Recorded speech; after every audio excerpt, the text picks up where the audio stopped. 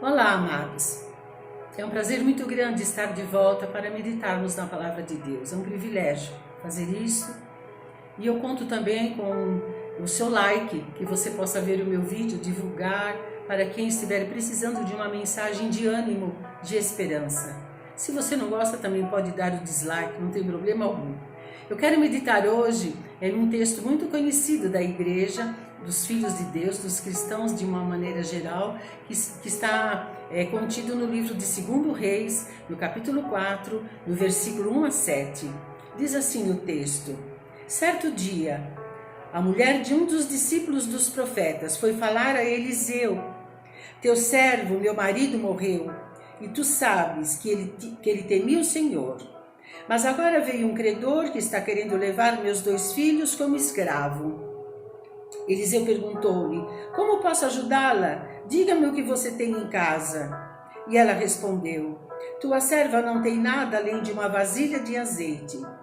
Então disse Eliseu: Vá pedir emprestadas vasilhas a todos os vizinhos, mas peça muitas.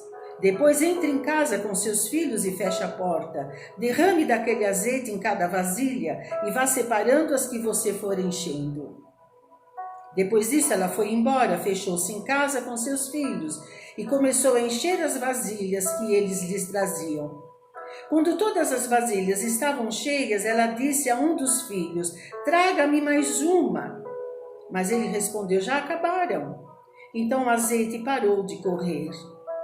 Ela foi e contou tudo ao homem de Deus, que lhe disse: Vá, vende o azeite, pague suas dívidas, e você e seus filhos ainda poderão viver do que sobrar. Esse texto é muito conhecido e ele nos fala de um Deus que nunca desampara quem é fiel a Ele. A multiplicação do azeite da viúva nos traz uma lição de vida acerca do amor do Pai para com seus pequeninos. Ele não abandona os seus servos, mas os ouve nas suas angústias.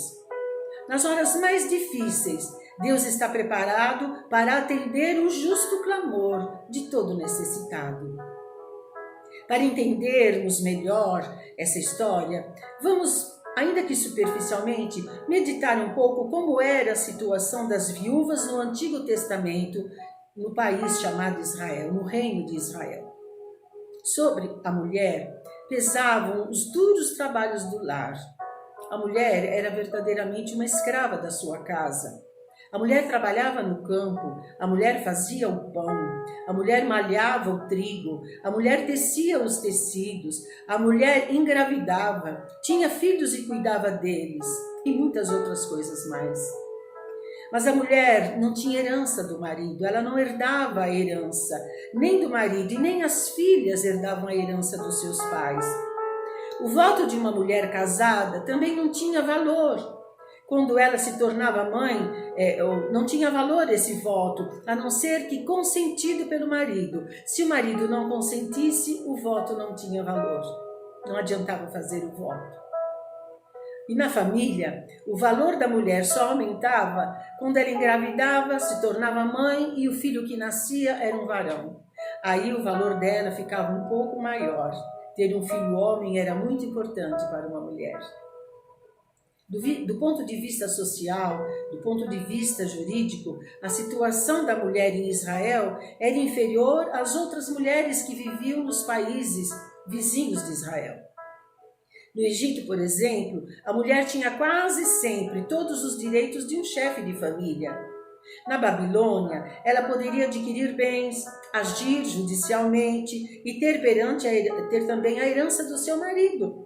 Ela tinha uma vida mais ou menos como as mulheres têm hoje, tinha direitos, mas em Israel as mulheres não tinham direitos. Mas lá no Reino do Norte, frequentemente as viúvas, principalmente as cheias de filhos, encontravam-se em condições miseráveis e elas eram protegidas pela lei religiosa, mas os homens não consideravam a lei a favor das mulheres.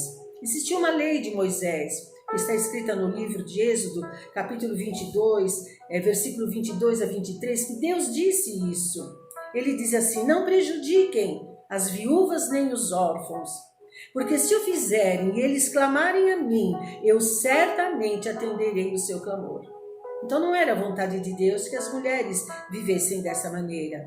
Deus estava disposto a responder o clamor das mulheres viúvas e dos órfãos.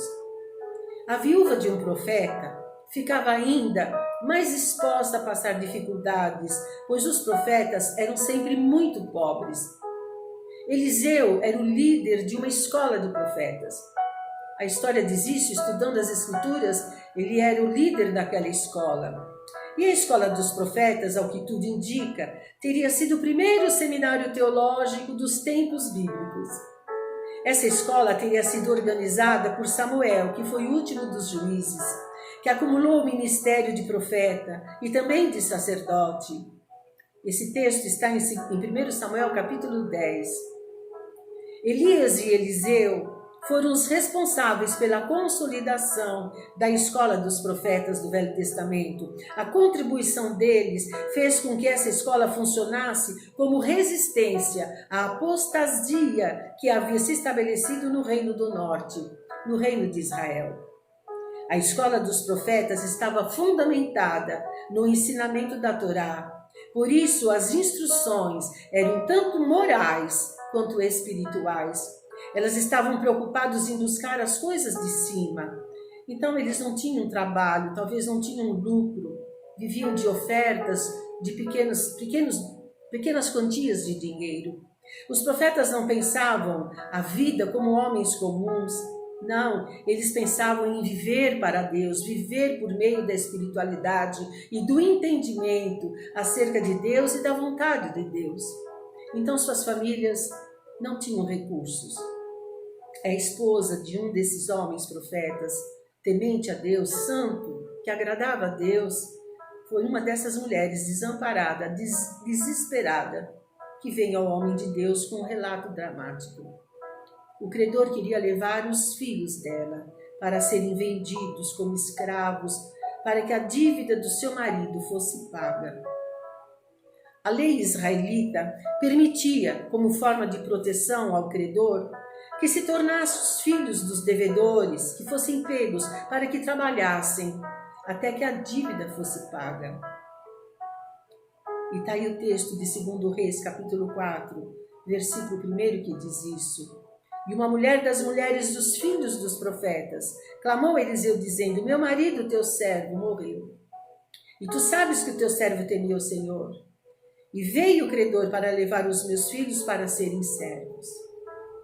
Se a mulher já tinha muitos problemas por ser esposa de um profeta, que geralmente era muito pobre, agora ela tinha um problema maior depois que ele faleceu. Geralmente o tipo de pedido que a viúva fez ao profeta Eliseu era direcionado ao rei. As viúvas podiam pedir o apoio do rei, autoridade judicial suprema do país. Porém, como a lei não proibia a tomada dos filhos pelo credor, e como era algo já culturalmente aceito, a viúva não viu outra saída a não ser clamar pela misericórdia divina, a não ser clamar ao homem de Deus, que era um grande homem de Deus. E ela chega diante dele com um testemunho: tu sabes que o teu servo temia ao Senhor. Esse era o testemunho que ela tinha. Ela vem a Elias demonstrando muito respeito, muita humildade, com seu coração quebrantado, chama-o de Senhor, pois sabia que o seu pedido se dirigia a Deus através do seu profeta. E na sua extrema necessidade, apresenta sua justa causa ao homem de Deus e também ao próprio Deus. A causa dela era muito justa. Ela tinha uma necessidade justa. Ela precisava de ajuda. Queriam levar os seus filhos. Então ela se colocou debaixo da proteção divina. E o profeta Eliseu era um profeta autêntico. Ele era profeta que aconselhava reis, que falava com líderes de exército, que estava no meio da alta sociedade, mas que também sabia atender ao pobre e ao necessitado. Ele não era uma estrela. Ele não era um popstar que só andava no meio dos grandes. Ele era um profeta digno. Ele era um homem autêntico que atendia a ricos, a reis mas também atendia aos moribundos. Por isso ela acreditou que ele não deixaria de ouvi-la. Deus não abandona aqueles que lhe são fiéis. Deus os honra. Deus é fiel na vida, Deus é fiel na morte e promete proteger até os filhos dos filhos, até 1000 gerações daqueles que o amam e o obedecem. É a palavra quem diz. Êxodo diz isso no capítulo 20, no versículo 6 diz assim: mas trato com bondade até 1000 gerações aos que me amam e obedecem os meus mandamentos. E logo veio a resposta do céu. O profeta Eliseu viu que o testemunho de um servo fiel a Deus, mesmo que morto, ainda falava. E Eliseu pergunta àquela viúva, aquela mulher amedrontada que está diante dele: o que você tem em casa? O que você tem lá para que Deus possa usar em seu socorro? Você tem uma joia? Você tem algum dinheiro, um pouco que seja, uma moeda ou duas? E ela diz: Senhor, eu não tenho nada. Sabe o que eu tenho? Tua serva não tem nada em casa, senão uma botija de azeite. Eliseu, como homem de fé, que enxergava o sobrenatural, discerniu rapidamente que Deus queria realizar, antes mesmo que ela terminasse de falar, ele já tinha uma resposta. É assim que funciona a mente de um santo de Deus. Ela está ligada em Deus e a resposta sempre vem à sua mente e ao seu coração. A viúva tinha uma pequena botija de azeite, era só isso que ela via. Mas Eliseu contemplou o sustento, a bênção e uma grande abundância de víveres na casa daquela pobre mulher. Então ele disse para ela: vai lá em casa, pede vasos emprestados, pede para todos os vizinhos. Corre a sua vizinhança pedindo vasilhas, botijas, vasos grandes, vasos pequenos, novos, velhos, vazios. E pede para os seus filhos trazerem para você. E entra dentro de casa e fecha a porta. Interessante que o profeta tenha pedido para ela fechar a porta. Muito interessante, isso falou muito ao meu coração. Ninguém iria presenciar esse grande milagre de multiplicação, senão ela e os seus filhos. Se fossem nossos dias, pensa comigo. Câmeras e refletores para mostrar aos milhares de telespectadores o que um profeta da mídia pode fazer. Os milagres que ele faz seriam um alarde. Mas impressionante o número de milagres que Deus realiza quando oramos em secreto, com as portas fechadas, ou até no meio de pessoas, mas em silêncio. O Senhor Jesus nos ensinou, quando foi consultado pelos discípulos que queriam aprender a orar, o Senhor disse: entra no seu quarto e fecha a porta. É com o quarto fechado, em secreto, que Ele te ouve, que Ele te responde e até que Ele te galardoa. Porque as orações em secretas, os jejuns em secretos trazem galardão na eternidade.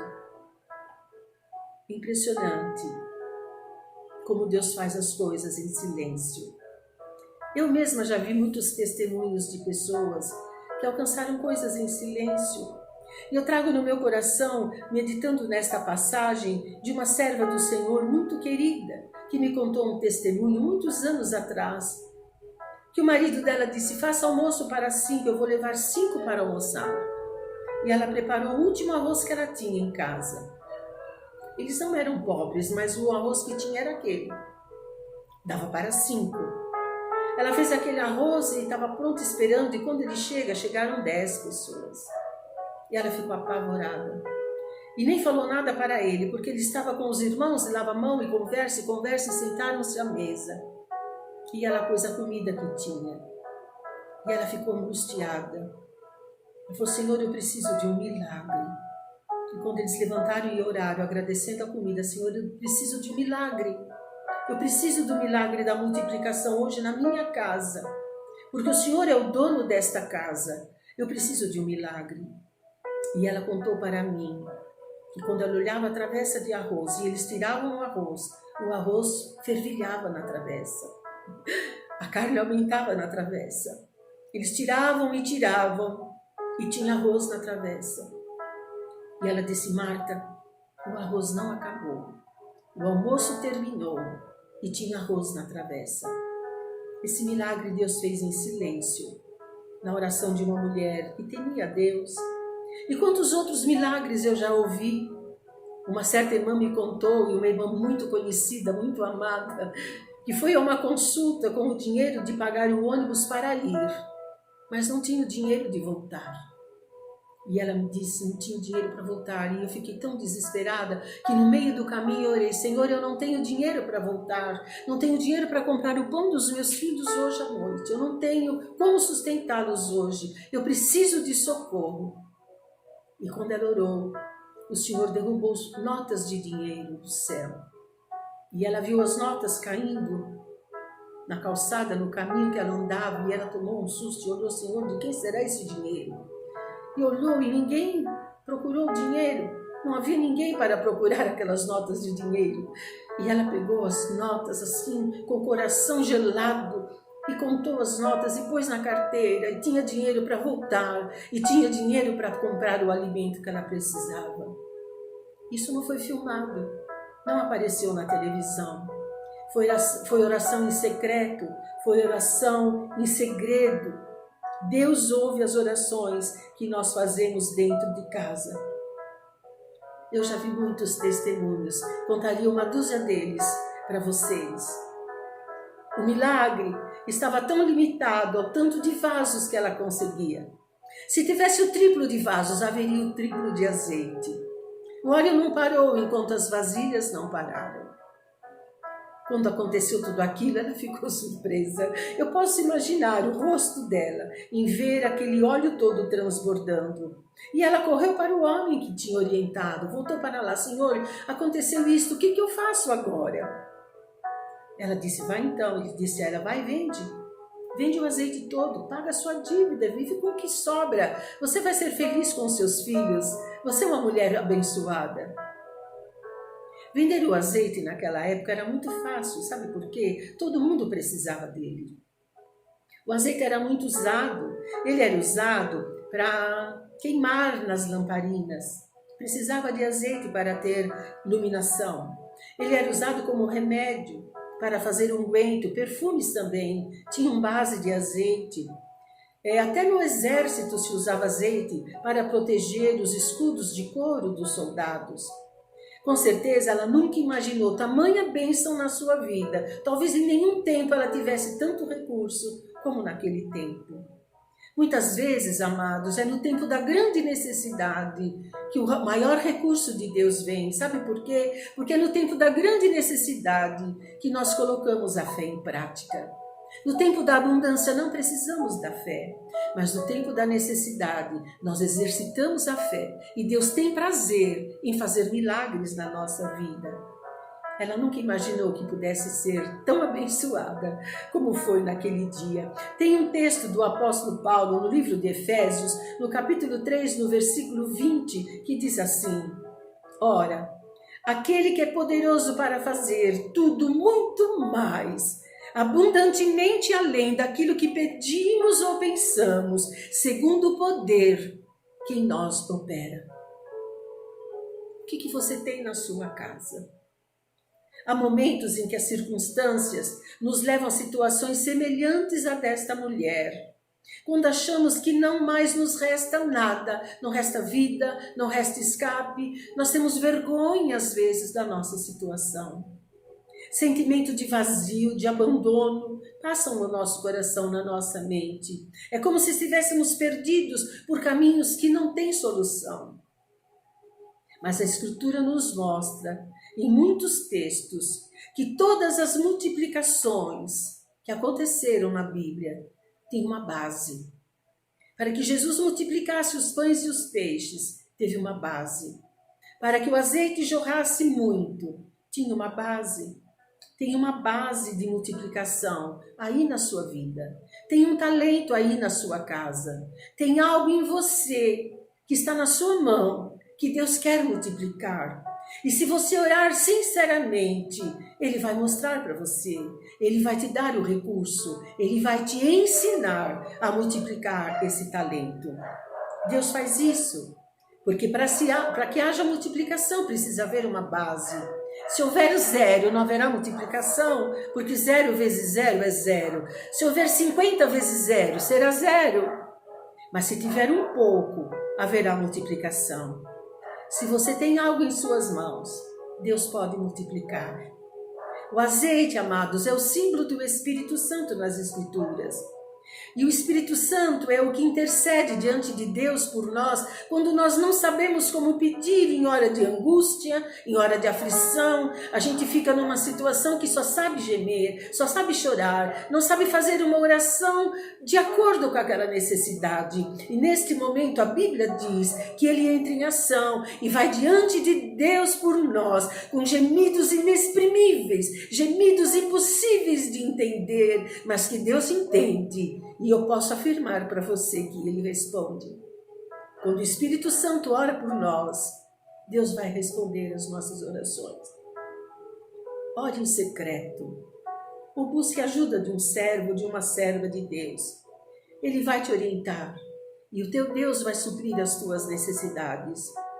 Se você diz no seu coração, ninguém pode fazer, Ele diz para você, eu posso fazer hoje.